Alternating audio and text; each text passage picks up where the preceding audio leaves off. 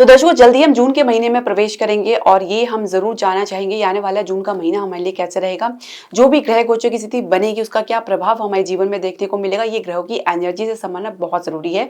और जब भी ग्रह अपने राशि परिवर्तन करते हैं या नक्षत्र परिवर्तन करते हैं तो उसका प्रभाव जो है उसके नक्षत्र और उसके राशि के स्वामी के अनुसार भी देखने को मिलता है और कुछ ग्रहों के स्वभाव अनुसार देखने को मिलता है। तो हमें मासिक राशि फल देश की श्रृंखला में हमने अब तक आपको 5 राशियों के बारे में बता चुके हैं और आज की इस वीडियो में चर्चा करेंगे हमारी छठी राशि कन्या राशि के बारे में, यानी उनके लिए आने वाला जून का महीना कैसे रहेगा। जो ग्रह गोचर की स्थिति बनेगी उसका क्या प्रभाव आपको अपने जीवन के प्रत्येक क्षेत्र में देखने को मिलेगा, फिर चाहे वो आपका स्वास्थ्य क्यों ना हो, शिक्षा करियर क्यों ना हो, कार्य क्षेत्र का माहौल कैसा क्यों ना हो और व्यवसाय बिजनेस के लिए किस प्रकार को उतार चढ़ाव से गुजरना पड़ेगा। इसके अलावा प्रेम संबंध के लिए कैसे रहेगा या विवाहित जीवन के लिए कैसा रहेगा, इसको समझना बहुत जरूरी है। तो दर्शकों आपको हम कुछ उपाय भी बताते हैं, तो वीडियो के अंत तक आप जरूर बने रहे।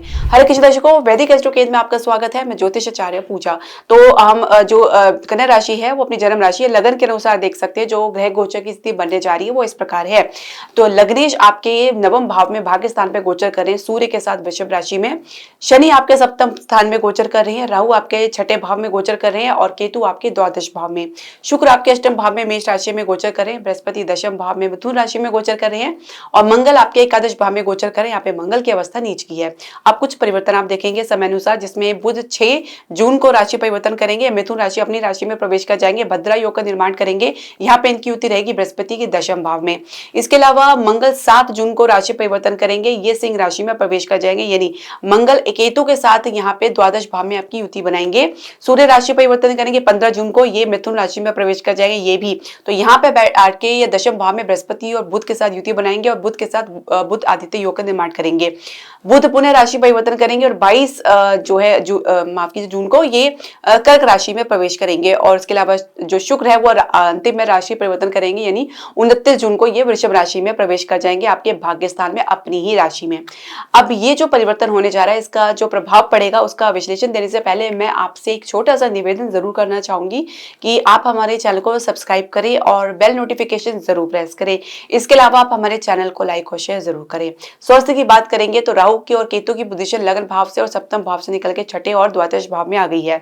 अब छठे भाव का जो कारक जो तत्व है वो है आपका रोग रिपु ऋण। तो रोग से संबंधित या कुछ रिपु यानी कुछ ऋण से संबंधित या कुछ शत्रु से संबंधित कुछ ना कुछ समस्या आपको देखने को मिलेगी। परंतु राहु यहाँ पे कारक भाव में आते हैं तो यहाँ पे जो कह सकते हैं कि राहु बेहतर परिणाम देते हैं। तो यहाँ पे सिर्फ आपको कह सकते हैं कि एक संघर्ष की स्थिति देखने को मिल सकती है, तो उससे आपको बाहर निकलने का भी रास्ता राहु आपको दिखाएंगे, क्योंकि राहु छठे भाव में अच्छा परिणाम देते हैं और केतु द्वादश भाव में बैठ के मन को किसी भटकाव स्थिति में ला सकते हैं या मन को अपने आसपास के माहौल से दूर रखने का प्रयास करेंगे और अध्यात्म की तरफ आपका ध्यान केंद्रित करना चाहेंगे।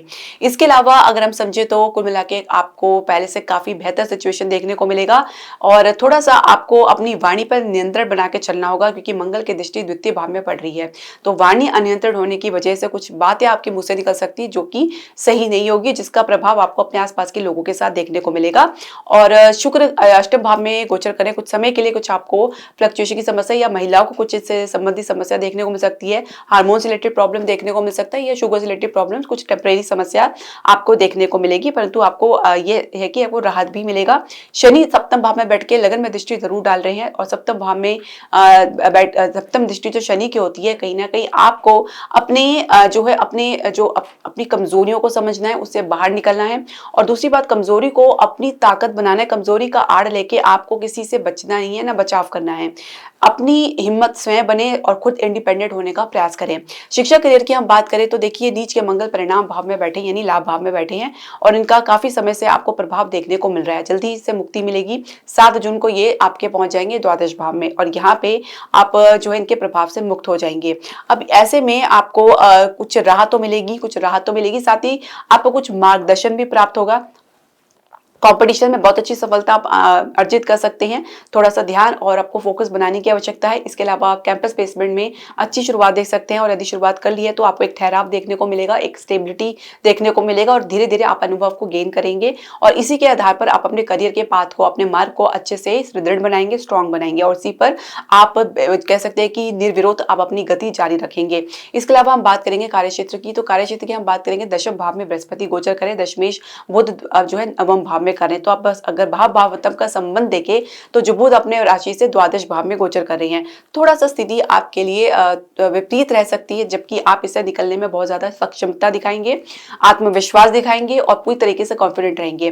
प्रभाव प्राप्त करने के लिए या कुछ अपना इंप्रेशन जमाने के लिए या कुछ परिणाम प्राप्त करने के लिए समय लग सकता है। द्वितीय सप्ताह से आपको इंप्रूवमेंट देखने को मिलेगी। और इसके अलावा जो अगर हम समझे तो सूर्य और बुध का युति आपके दशम भाव में होना न सिर्फ आपके एक प्रोग्रेस को दर्शा रहा है, आपकी ग्रोथ को दर्शा रहा है, आपके आत्मविश्वास को दर्शा रहा है, बल्कि आपको मिलने वाली सफलता को भी दर्शा रहा है और आपके संबंध अधिकारी के साथ बेहतर होने को भी दर्शा रहा है। थोड़ा सा आपको अपने कलीग से, सहकर्मी से जो है सतर्क रहना है। कहीं ना कहीं उनके कारण कुछ आपको हानि देखने को मिल सकती है। जो आपको लगता है कि आपके फेस पे आपको अच्छा लग रहा है कि ये जो आपके फेवर में है, पर हो सकता है वो आपके बैक में आपका कुछ नुकसान उठा कर सकें। तो हो सके तो आपको सावधान रहने की आवश्यकता है। और वैसे भी इनसे आपको कोई सहयोग मिलने वाला नहीं है। तो मैंने शुरुआत में कहा है कि आपको इंडिपेंडेंट होकर चलना है, इंडिपेंडेंट सोच रखनी है और अपने अनुभव से सीखकर आपको आगे बढ़ना है। अब हम बात करेंगे व्यवसाय की, बिजनेस की बात करेंगे तो देखिए सप्तम भाव में शनि गोचर कर रहा है। थोड़ा स्लो डाउन तो आपको देखने को मिलेगा, लेकिन फिर भी अपनी तरफ से किसी प्रकार की कोई कमी नहीं छोड़ते नजर आएंगे।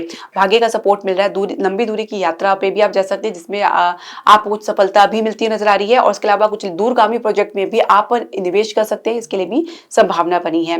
रियल एस्टेट की घरेलू उद्योग में एक ठहराव, स्टेबिलिटी के साथ साथ आप आगे बढ़ेंगे और एक अच्छा जुड़ाव आपको देखने को मिलेगा अपने वर्तमान स्थिति से और अपने भविष्य को लेकर। इसके अलावा शेयर मार्केट में थोड़ा सा गिरावट आपको जरूर देखने को मिल सकती है, जिसमें अचानक कुछ परिवर्तन आपको देखने को मिलेगा। ये जो स्थिति संभलेगी आपको मास के अंत के बाद ही आपको कुछ बेहतर स्थिति देखने को मिलेगा।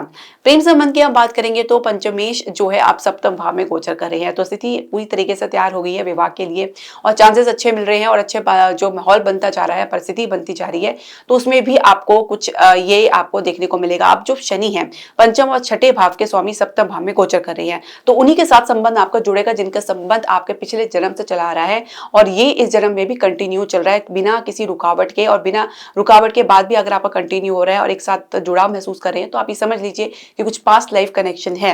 राहु का छठे भाव में होना और वो कुंभ राशि में होना, और क्योंकि देखिए शनि जो है आपके छठे भाव के स्वामी जो है उसके भी कारक को भी आप प्रभावित करेंगे, तो कहीं ना कहीं अपनों से ही कुछ आपको विरोध देखने को मिल सकता है। कुछ परिस्थिति ऐसे देखने को मिल सकती है जहां पे आपको ऐसा लगेगा, एहसास होगा कि जो आपके फेवर में था, वो जो कल आपके फेवर में था, वो आज आपके विरोध में खड़ा है। तो एक प्रकार से कह सकते हैं विश्वास करना बहुत मुश्किल रहेगा और लोगों के जब चेहरे उतरते हैं तो कुछ बहुत सारी परिस्थितियां क्लियर होती नजर आती हैं। तो ऐसे में सावधान और अलर्ट रहने की आवश्यकता है।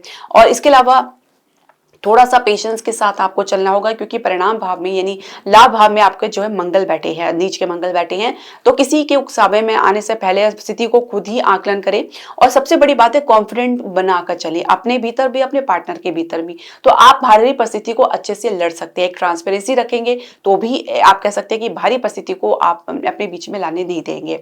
अब विवाहित दंपत्ति की बात करेंगे तो सप्तमेश जो है दशम भाव में गोचर करें और भाव भावतम की स्थिति देखें तो यहाँ पे एक अच्छी स्थिति बनती नजर आ रही है, जहां पे आप किसी लंबी दूरी की यात्रा पर भी जा सकते हैं। एक ठहराव अपने घर में, परिवार में आपको महसूस होगा, लेकिन साथ ही थोड़ा संघर्ष इसलिए भी सबके लिए बन रहा है। देखिए आपके लिए सबके लिए बन रहा है, क्योंकि बृहस्पति राहु के प्रभाव में है, राहु बृहस्पति के प्रभाव में और केतु की दृष्टि आपके चतुर्भाव में पड़ी सुख के स्थान पे। तो ये कहीं ना कहीं आपके जीवन में कुछ अशांति ला सकती है, कुछ जुड़ाव में कमी ला सकती है, कुछ डिटैचमेंट की समस्या ला सकती है और जिसकी वजह से आप कहीं ना कहीं कुछ आप किसी प्रकार से अटैच्ड होते महसूस नहीं कर पाएंगे। तो ये थोड़ी स्थिति आपके लिए एक कह सकते हैं कि एक चुनौती भी दे सकती है और साथ ही आपको एक परिस्थिति से आपको जो है आकलन भी करा सकती है कि ये आप किस तरह से हैंडल करना है। इसके अलावा जो भी जिम्मेदारी आपके जीवन में है, अपने घर गृहस्थी को लेकर, अपने परिवार को लेकर, उसमें भी कुछ जुड़ाव कम महसूस करेंगे, कुछ कम इंटरेस्ट लेते हुए नजर आएंगे। संतान प्राप्ति के लिए थोड़ा पहले से बेहतर स्थिति जरूर बन रही है और संतान के जीवन में संघर्ष में कुछ कमी भी आपको देखने को मिलेगा। उपाय की हम बात कर लेते हैं। देखिए आपको उपाय तो जो हम बता रहे हैं कि वो ये कि आपको सप्तमेश को मजबूती देनी, क्योंकि शनि यहाँ पे बैठ गए हैं, थोड़ा शनि जो है अच्छा नहीं माने गए हैं, तो शनि सप्तम भाव में बैठ के इसके प्रभाव को जरूर कम करेंगे। और बृहस्पति वैसे भी राहु के जो है प्रभाव में गुरु चंडाल योग में है, तो यहाँ ऐसे में बृहस्पति को आपको बल देना है। प्रत्येक बृहस्पतिवार को आपको केले की जड़ में पूजा करना है और चने की दाल गुड़ आप दान कर सकते हैं मंदिर में। इसके अलावा प्रत्येक बृहस्पतिवार को पीला तिलक और पीले वस्त्र धारण कर सकते हैं और हो सके तो विष्णु सहस्त्रनाम का पाठ आप अवश्य करें। ओम श्री गणेशाय नमः 108 बार करेंगे तो आपके लग्नेश भी आपको सपोर्ट करेंगे। तो ये उपाय आपको करना बहुत ज़रूरी है। फिलहाल आप 1 साल तक इस उपाय को बिल्कुल निर्विरोध आप जारी रखें, तो आप इसको लाभ भी देखने को मिलेगा और जो रुकावट बनी वो भी दूर होगी। तो दर्शकों, आपकी जो भी प्रश्न, सजेशन या क्वेरी आप हमारे कमेंट बॉक्स में ज़रूर डालें। हरे कृष्णा।